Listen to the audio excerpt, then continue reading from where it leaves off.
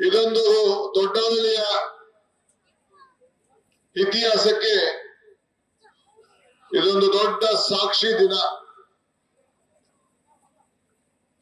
ಇವತ್ತು ನಾನು ರಾಜಭವನದಲ್ಲಿ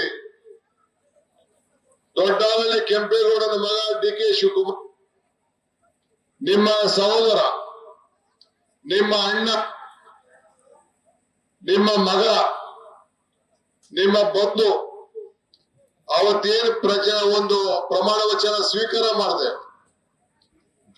ಗೌರವ ನನಗ ಅಪ್ಪಂಗಲ್ಲ, ಇಡೀ ಕನಕಪುರ ತಾಲೂಕಿನಲ್ಲಿ, ಇಡೀ ರಾಜ್ಯದಲ್ಲಿ, ಈ ದೊಡ್ಡಹಳ್ಳಿ ಮತ್ತು ಉಳಿಯಂಬಳ್ಳಿ ಹೋಬಳಿಯ ಜನತೆಗೆ ಆ ಗೌರವ ಸೇರಬೇಕು ಅನ್ನೋ ಮಾತನ್ನ ಈ ಸಂದರ್ಭದಲ್ಲಿ ಹೇಳಲಿಕ್ಕೆ ನಾನು ಬಯಸ್ತಾ ಇದ್ದೇನೆ. ನಾನು 85ರಿಂದ ವಿಧಾನಸಭೆಗೆ ನಿಂತಾಗ, ತಿರ್ಗಾ ಜಿಲ್ಲಾ ಪಂಚಾಯತಿ ನಿಂತಾಗ, ಇವತ್ತು ನಮ್ಮ ಡಿ.ಕೆ. ಶಿವಲಿಂಗೇಗೌಡರು ಇಲ್ಲ, ಪುರಸ್ವಾಮಿಗೌಡರು ಇಲ್ಲ, ಮರೇಗೌಡರು ಇಲ್ಲ, ನಮ್ಮ ತೇರು ಪೈಕಿ ನಮ್ಮ ಸೋಮರಾಜು ಇಲ್ಲ, ಕರಿಯಪ್ಪ ಇಲ್ಲ, ಅನೇಕ ಹಿರಿಯರೆಲ್ಲ ಗೊತ್ತು ಇಲ್ಲದೆ ಇರ್ಬೋದು. ಆದ್ರೆ ಅವತ್ತೆಲ್ಲ ಕೂಡ ತ್ಯಾಗವನ್ನ ಮಾಡಿ ನನಗೆ ಬೆನ್ನೆಲುಬಾಗಿ ನಿಂತುಕೊಂಡು ನನಗೆ ಆಶೀರ್ವಾದನ ಮಾಡಿ ನಿಮ್ಮನ್ನೆಲ್ಲ ಹೊಟ್ಟೆ ತೀರ್ಕೊಂಡೋಗಿ ಎಲ್ಲ ಜಾತಿ ಎಲ್ಲ ಧರ್ಮದ ಜನರು ಈ ಡಿ.ಕೆ. ಶಿವಕುಮಾರ್ ನಮ್ಮ ಮನೆ ಮಗ ಅಂತ ಹೇಳಿ ನೀವೆಲ್ಲ ನನಗೆ ಸಾಕಿ ಇಷ್ಟು ದೊಡ್ಡ ಮಟ್ಟಕ್ಕೆ ಬೆಳೆಸಿದ್ದೀರಿ. ಇವತ್ತು ನಾನು ಬಂದಿರೋ ನಾನೊಬ್ಬ ಮುಖ್ಯಮಂತ್ರಿ ಅಂತ ಹೇಳ್ಕೊಳ್ಳಿಕ್ಕೆ ಇಲ್ಲಿ ಬಂದಿಲ್ಲ. ಎಷ್ಟೇ ದೊಡ್ಡ ಸ್ಥಾನದಲ್ಲಿ ಇವತ್ತು ರಾಜ್ಯದ ಒಂದು ದೊಡ್ಡ ಸ್ಥಾನದಲ್ಲಿ ನಾನಿದ್ದು ಕೂಡ ನಿಮ್ಮೂರಿನ ಮಗ ಈ ಡಿ.ಕೆ. ಶಿವಕುಮಾರ್ ನಿಮ್ ಕುಟುಂಬದ ಒಬ್ಬ ಸದಸ್ಯ ಅನ್ನೋದನ್ನ ಯಾರು ಕೂಡ ಮರೆಯಕ್ಕೆ ಹೋಗ್ತೀನಿ. ಈಗಾಗಲೇ ಸುರೇಶ್ ಹೇಳಿದಂಗೆ ನನ್ನನ್ನ ಬಿಜೆಪಿಯವರು ಜೈಲು ಕಳಿಸಿದಾಗ ನಿಮ್ಗೆ ಗೊತ್ತಿತ್ತು ಈ ಡಿ.ಕೆ. ಶಿವಕುಮಾರ್ ಯಾವ ತಪ್ಪು ಕೂಡ ಮಾಡಿಲ್ಲ ಅಂತೇಳಿ. ನಿಮ್ಮ ಸ್ವಾಭಿಮಾನಕ್ಕೆ, ನಿಮ್ಮೂರಿನ ಗೌರವಕ್ಕೆ, ನಮ್ಮೂರಿನ ಗೌರವಕ್ಕೆ ಯಾವುದನ್ನು ನಾವು ಈ ಕ್ಷೇತ್ರದ ಜನತೆ ಗೌರವಕ್ಕೆ ಅಂತ ಕೇರ ತರುವಂತ ಕೆಲಸ ಮಾಡಲಿಲ್ಲ. ಆದ್ರೆ ರಾಜಕೀಯವಾಗಿ ದೊಡ್ಡ ಷಡ್ಯಂತ್ರ ನಡೀತು.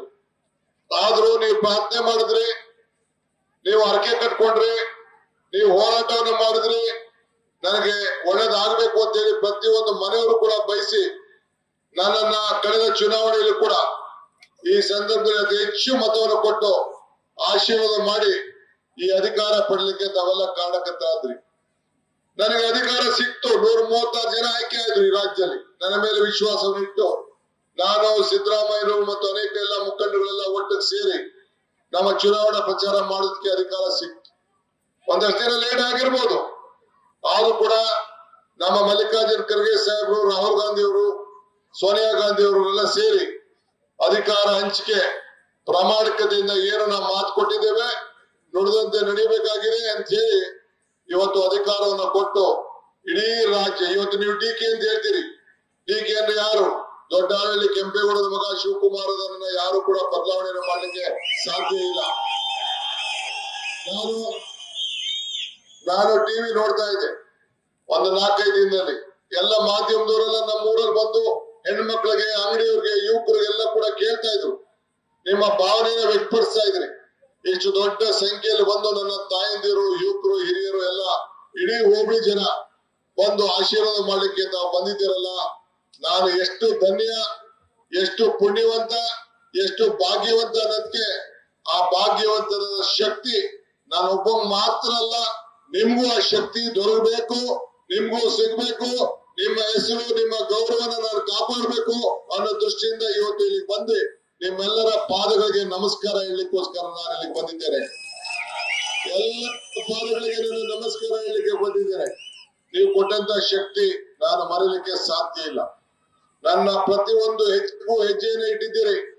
ಪ್ರತಿ ಕಷ್ಟ ಕಾಲದಲ್ಲೂ ನನ್ನ ಜೊತೆಯಲ್ಲಿದ್ದೆ. ಪ್ರತಿ ಚುನಾವಣೆಯಲ್ಲಿ ಓಟ್ ಕೊಟ್ಟಿದ್ದೀರಿ.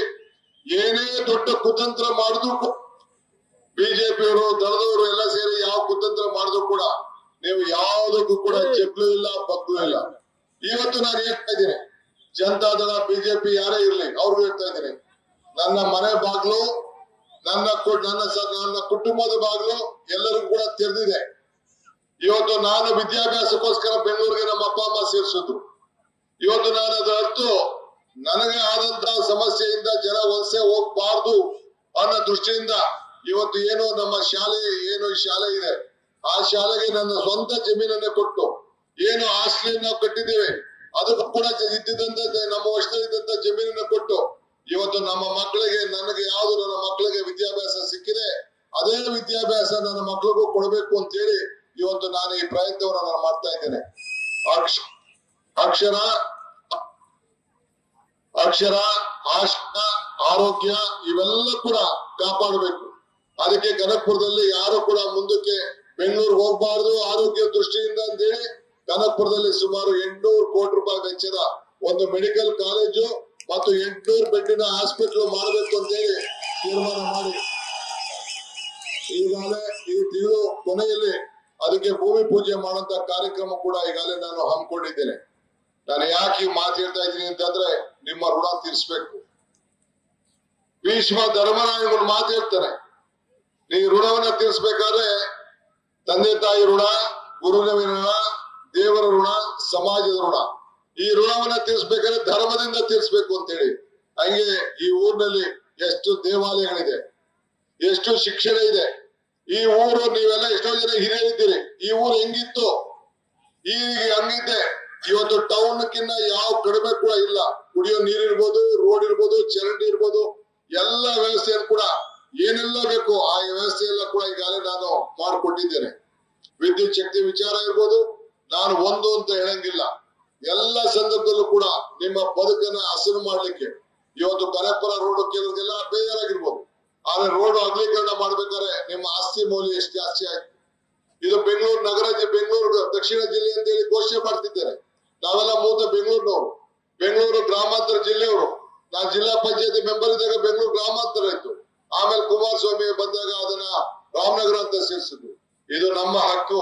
ಈ ಡಿ ಕೆ ಶಿವಕುಮಾರ್ ಅಂತ ಬದಲಾವಣೆ ಮಾಡ್ಕೊಳಕ್ ಸಾಧ್ಯನಾ? ತಂದೆ ಹೆಸರನ್ನ ಬದಲಾವಣೆ ಮಾಡ್ಕೊಳಕ್ ಸಾಧ್ಯನಾ? ಹುಟ್ಟು ಊರ ಹೆಸರನ್ನ ಬದಲಾವಣೆ ಮಾಡ್ಕೊಳಕ್ ಸಾಧ್ಯನಾ? ಅದು ನಮ್ಮ ಹುಟ್ಟು ಜಿಲ್ಲೆ ಬೆಂಗಳೂರು ಜಿಲ್ಲೆ, ಅದಕ್ಕೆ ಬೆಂಗಳೂರು ದಕ್ಷಿಣ ಜಿಲ್ಲೆ ಅಂತ ಹೇಳಿ ನಿಮ್ಮೆಲ್ಲರೂ ಕೂಡ ನಾವು ಬೆಂಗಳೂರು ಜಿಲ್ಲೆಯವರು ಅಂತ ಹೇಳ್ಕೊಳಕ್ಕೆ ನಿಮ್ಗೆಲ್ಲರೂ ಕೂಡ ಗೌರವ ಬರ್ತದೆ. ನಿಮ್ಮ ಆಸ್ತಿ ಬೆಲೆ ಎಷ್ಟಿತ್ತು, ಈಗ ಎಷ್ಟಾಗಿದೆ? ಬರೀ ಒಂದು ತೀರ್ಮಾನಕ್ಕೆ ಈ ಮಾಡ್ತಾ ಇರುವಂತ ಅಭಿವೃದ್ಧಿಗೆ ನಿಮ್ಮ ಆಸ್ತಿ ಮೌಲ್ಯಗಳು ಇವತ್ತು ಹೆಚ್ಚಾಗಿದೆ. ನಿಮ್ಮ ಎಲ್ಲರೂ ಜೋಬುನ ದುಡ್ಡಾಕಕ್ಕೆ ಆಗದೆ ಇರ್ಬೋದು, ಆದ್ರೆ ನಿಮ್ಮ ಆಸ್ತಿ ಮೌಲ್ಯಗಳನ್ನ ಯಾವ ರೀತಿ ಮಾಡ್ಬೇಕು, ನಿಮ್ಮ ಆಸ್ತಿ ದಾಖಲೆಗಳನ್ನ ಯಾವ ರೀತಿ ಮಾಡ್ಬೇಕು ಅಂತ ಹೇಳಿ ಇವತ್ತು ಎಲ್ಲ ಕೂಡ ವ್ಯವಸ್ಥೆಯನ್ನ ನಾನು ಮಾಡ್ಕೊಂಡು ಬರ್ತಾ ಇದ್ದೀನಿ. ಇಡೀ ರಾಜ್ಯಕ್ಕೆ ದೊಡ್ಡಹಳ್ಳಿಯವರು ಅಂತ ಅಂದ್ರೆ, ಕನಕಪುರ ತಾಲೂಕು ಅಂತ ಅಂದ್ರೆ, ಇಡೀ ದೇಶದಲ್ಲಿ ನೀವೆಲ್ಲರೂ ಹೋಗಿ ಡಿಗೆ ಕ್ಷೇತ್ರ ಅಂತಂದ್ರೆ ನಿಮ್ಗೆ ಆದಂತ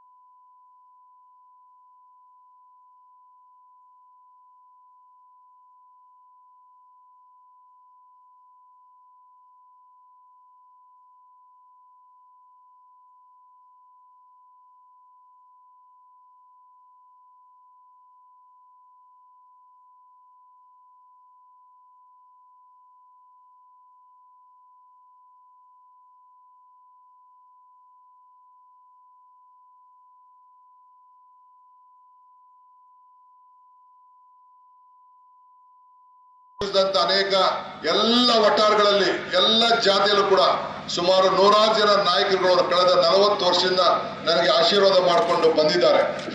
ಅವರ ಮಾಡಿದಂತ ತ್ಯಾಗನ ನಾನು ಮರೀಲಿಕ್ಕೆ ಸಾಧ್ಯ ಇಲ್ಲ. ಇವತ್ತು ಯುವಕರಿದ್ದೀರಿ, ಬಹಳ ಜನ ಯುವಕರು ಉತ್ಸಾಹ. ಎಷ್ಟೋ ಜನ ನಾನು MLA ಆದಾಗ ನೀವು ಯಾರು ಹುಟ್ಟೇ ಇರಲಿಲ್ಲ, ಅಷ್ಟು ಯುವಕರಿದ್ದೀರಿ. ನಾನು ರಾಜಕಾರಣ ನಿಂತಾಗ ಎಷ್ಟೋ ಜನ ನೀವು ನಿಂತಿರ್ಲಿಲ್ಲ. ಸೊ ನಾನು ಜಿಲ್ಲಾ ಪಂಚಾಯತ್ ನಿಂತಾಗ ಎಷ್ಟೋ ಜನ ನೀವು ಇರಲಿಲ್ಲ. ಆದ್ರೂ ಕೂಡ ನಿಮ್ಗೆಲ್ಲ ರಾಜಕೀಯದ ಪ್ರಜ್ಞೆ ಇದೆ, ಬುದ್ಧಿವಂತರಾಗಿದ್ದೀರಿ, ವಿದ್ಯಾವಂತರಾಗಿದ್ದೀರಿ, ಹುಷಾರಾಗಿರಿ. ಹುಷಾರಾಗಪ್ಪ, ಜೋಬ್ಗಳು ಹುಷಾರು, ಯಾರ ಪಿಕ್ ಪಾಕೆಟ್ ಮಾಡ್ತಾರೆ, ಹುಷಾರಾಗಿ ನೋಡ್ಕೊಳ್ಳಿ ನೀವು. ಹುಷಾರಾಗಿರಿ. ಗಲಾಟೆ ಏನಾದ್ರು ಮಾಡ್ಕೊಂಡ್ರೆ ಇದೊಂದು ಪೊಲೀಸ್ ಸ್ಟೇಷನ್ ಓಪನ್ ಮಾಡಿಸ್ಬಿಡ್ತೀನಿ. ಇದಕ್ಕೆ ಅವಕಾಶ ಕೊಡಕ್ ಹೋಗ್ಬೇಡಿ. ತಾವೆಲ್ಲ ಸೇರಿ ಒಗ್ಗಟ್ಟಿನಿಂದ ಇರಬೇಕು, ಎಲ್ಲರನ್ನೂ ಸೇರಿಸ್ಬೇಕು. ಮುಂದಕ್ಕೆ ನಾನು ಏನಾಗಬೇಕು ಆ ಕೆಲಸವನ್ನ ನಿಮ್ಗೆಲ್ಲ ಕೂಡ ಮಾಡ್ತೀನಿ. ನಿಮ್ ಗೌರವನ ಪ್ರಾಮಾಣಿಕವಾಗಿ ನಿಮ್ಮ ಊರಿನ ಗೌರವನ ಉಳಿಸಿದಂತಾನೆ, ಈ ತಾಲೂಕಿನ ಸ್ವಾಭಿಮಾನ ಉಳಿಸಿದಂತಾನೆ. ಸೊ ನೀವ್ ಯಾರು ಬೆಂಗಳೂರು ಬಂದು ಭೇಟಿ ಮಾಡೋಕೆ ಕಷ್ಟ ಆಗ್ತದೆ. ನಾನೇ ನೀವು ಬರೋದು ಬೇಡ, ಎಲ್ಲ ಊರಾರ ಎತ್ಕೊಂಡು ಹುಡುಗರು ಎತ್ಕೊಂಡು ಬರೋದು ಬೇಡ. ನಾನೇ ಬಂದು ನಿಮ್ಮನ್ನ ಭೇಟಿ ಮಾಡಿ ನಿಮ್ಗೆ ನಮಸ್ಕಾರ ತಿಳಿಸೋಣ, ನಿಮ್ಮ ಆಶೀರ್ವಾದ ಪಡ್ಕೊಳ್ಳೋಣ ಅಂತೇಳಿ ನಾನು ಇಲ್ಲಿಗೆ ನಿಮ್ಮ ಮಾಗಲಿಗೆ ನಮ್ಮ ಊರಿಗೆ ಬಂದಿದ್ದೇನೆ. ಬಹಳ ಸಂತೋಷ ಆಯ್ತು. ನೀವೆಲ್ಲ ಇಷ್ಟು ದೊಡ್ಡ ಸಂಖ್ಯೆಯಲ್ಲಿ ಬಂದು ನನಗೆ ಆಶೀರ್ವಾದ ಮಾಡ್ಲಿಕ್ಕೆ ತಾವೆಲ್ಲ ಬಂದಿದ್ದೀರಿ. ಇಷ್ಟು ದೊಡ್ಡ ಸಂಖ್ಯೆಯಲ್ಲಿ ಸೇರಿದ್ದೀರಿ. ನಿಮ್ಮೆಲ್ಲರೂ ಕೂಡ ಮತ್ತೆ ನನ್ನ ಸಾಷ್ಟಾಂಗ ನಮಸ್ಕಾರ ಹೇಳಿ ನನ್ನ ಮಾತನ್ನು ಮುಗಿಸ್ತೇನೆ. ಎಲ್ಲರಿಗೂ ನಮಸ್ಕಾರ. ನಮಸ್ಕಾರ, ನಮಸ್ಕಾರ ತಾಯಿ, ನಮಸ್ಕಾರ, ನಮಸ್ಕಾರ, ನಮಸ್ಕಾರ, ನಮಸ್ಕಾರ. ನ್ಯೂಸ್ ಫಸ್ಟ್ ನಿರ್ಭೀತಿಯಿಂದ ನಿಮ್ಮ ಪರವಾಗಿ.